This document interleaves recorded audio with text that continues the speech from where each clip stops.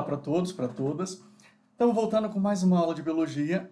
Na aula de hoje, nós vamos finalizar a primeira parte da apostila. Então, nós estamos na apostila 1, na página 36, estudando agora ácidos nucleicos. Nessa aula, nós vamos ver o que é DNA, o que é RNA, a composição química e como o DNA ele pode se transformar em RNA e como que o DNA pode se multiplicar formando um novo DNA. O nome ácido nucleico, ele já está dizendo para a gente, ele vem de núcleo. Porque o DNA e o RNA normalmente está dentro do núcleo. Claro, quando eu penso num vírus, o vírus não tem um núcleo desenvolvido, então ele não está dentro do núcleo. Mas, lembre que vírus não é considerado um ser vivo, então é uma exceção. Quem descobriu o modelo básico do DNA foram esses dois cientistas, Watson e Crick. Então a gente tem aqui o James e o Francis Crick. Então, os dois, utilizando técnicas de raio-x, eles conseguiram ver o modelo do DNA e descobriram que o DNA tem aquele formato de uma dupla hélice, que é um formato que a gente sempre vê em apostilas, em livros, por aí. Então, quando eu falo em nucleico, como ele fala em núcleo, eu vou pensar assim, todo mundo que tem núcleo, então, tanto o núcleo verdadeiro, que são os eucariontes, como aquele núcleo não totalmente desenvolvido, que são os procariontes, vão ter DNA e vão ter também RNA, já que está no plural ácidos nucleicos.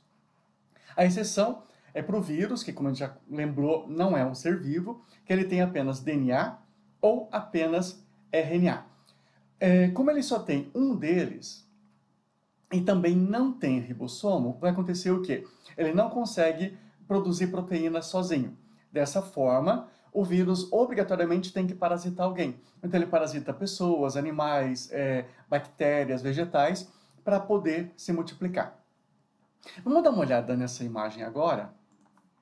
Então, quando eu falo no DNA, o DNA e o RNA, eles são formados por nucleotídeos. Então aqui, nucleotídeo.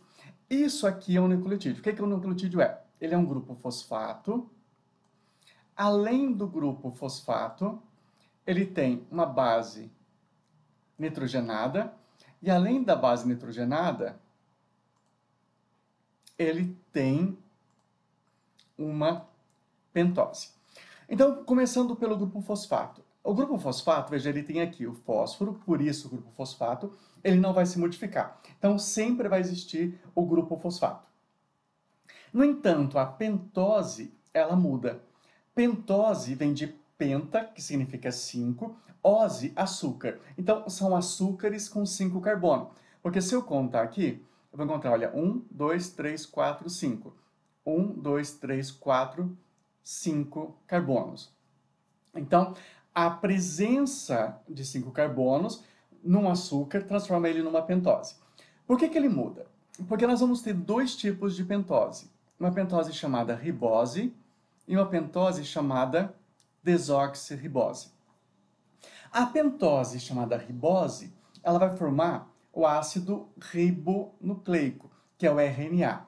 Enquanto que a desoxirribose vai formar o ácido desoxirribonucleico, ou seja, DNA. Então, aqui, a ribose, ela forma para a gente RNA, enquanto que a desoxirribose forma o DNA.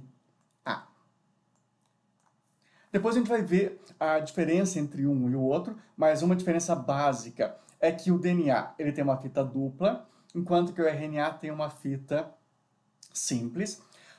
E outra questão importante é que o DNA ele tem adenina, timina, citosina e guanina, enquanto que o RNA ele tem adenina, guanina, citosina e uracila. A gente vai falar um pouco melhor sobre isso.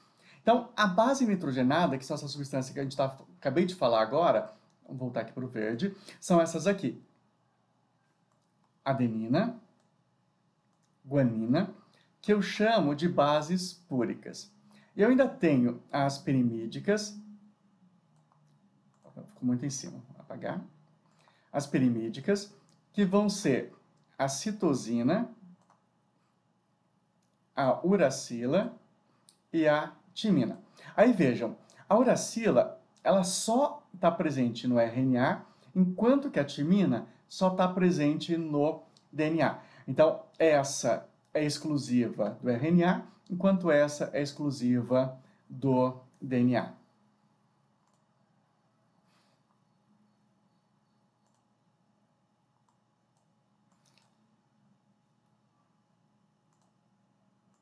Então, olhando aqui, eu vejo essa estrutura básica do DNA, lembra que a gente falou da estrutura de dupla hélice, e aquelas 4 substâncias, adenina, citosina, guanina e timina. Então, vamos aumentar um pouquinho aqui. O que eu observo? A guanina, ela sempre vai estar ligada na citosina. Então, sempre que eu tiver uma guanina, ela vai se ligar em uma citosina. Ou o contrário, uma citosina se liga em uma guanina. Enquanto, se eu tiver uma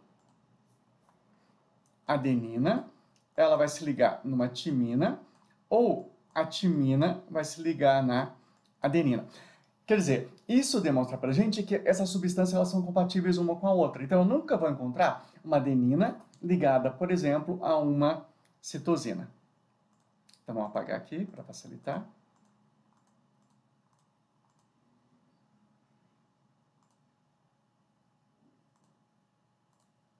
Então, novamente, aqui, olha, a base fosfato. Então, por que eu falei para vocês que o fosfato sempre vai estar presente? Então, veja, aqui eu tenho uma desoxirribose, porque isso é um DNA.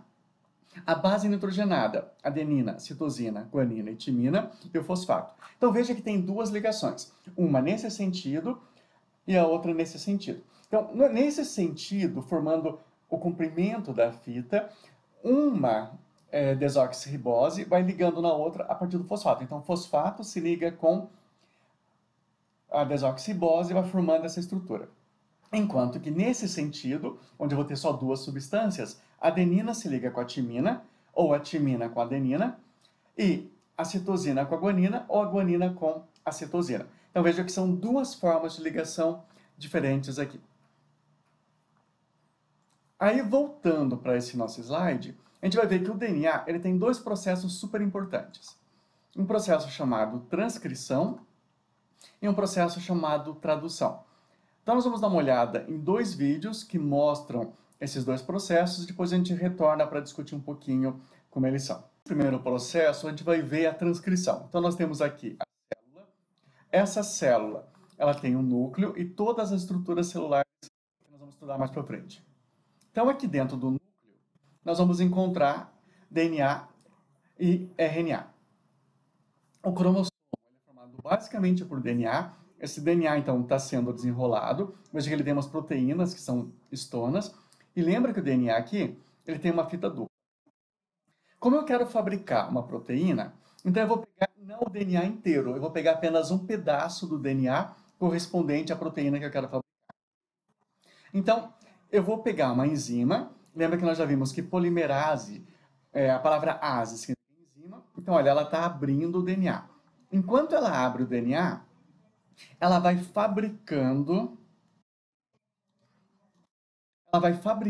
o RNA. Veja aquilo que nós falamos. A adenina, ela estaria ligada a uma timina, mas como ela está fabricando RNA e o RNA não tem timina, aonde deveria ser uma timina, agora entra uma uracila.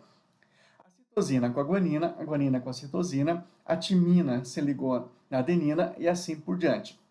Então veja, ele está transformando o DNA em RNA.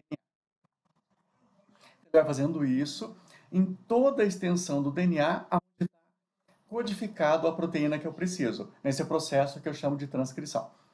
Esse RNA fabricado, ele não pode ficar dentro do núcleo, porque o núcleo não vai ter ribossomo.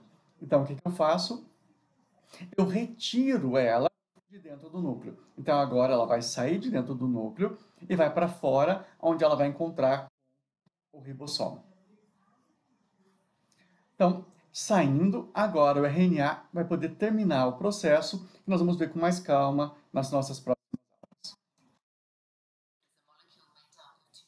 Nesse segundo vídeo, o que vai acontecer é que o DNA ele não vai formar uma proteína, ele vai formar um outro DNA. Ao invés de transcrição, o que nós temos aqui é uma replicação. Então, da mesma forma, nós temos adenina, citosina, guanina e timina. Lembra que eles são complementares. Adenina ligando na timina, citosina se ligando na guanina. Sempre dessa forma. Então, olha lá, o C no G e o A no T. Então, isso é básico quando a gente fala em DNA. O DNA ele tem duas posições, uma posição que a gente chama de 5,3 e 3,5. Ou seja, um lado e o outro eles vão se complementar. Agora está vindo uma substância chamada helicase, novamente, uma proteína, que é uma enzima, e ela está abrindo o DNA, formando uma forquilha. Lembra, forquilha porque está dividindo em duas partes. Agora vem uma outra enzima, uma primase, que ela vai começar a grudar agora, não o material para formar um novo RNA, mas material para formar um novo DNA. Então, veja, a DNA polimerase, ela vai passando agora e vai recriando o nosso DNA. Então, veja, ele está fazendo aqui. Está colando novamente. Então, onde tem C, está colando G, onde tem T, ele está colando A, e assim por diante. Então, ele vai fazendo todo esse processo usando essa DNA polimerase. Ase, de enzima, e poli muito, quer dizer que vai transformar, fabricando um novo DNA. Então, veja, aqui em cima está formando um DNA, embaixo está formando um outro DNA. Esses dois DNAs são exatamente iguais ao inicial, ou seja, eu estou criando duas cópias do próprio DNA. Quando esse processo finaliza, aí então eu vou poder desligar essas duas estruturas e eu vou ter então duas cadeias de DNA exatamente iguais à minha primeira cadeia.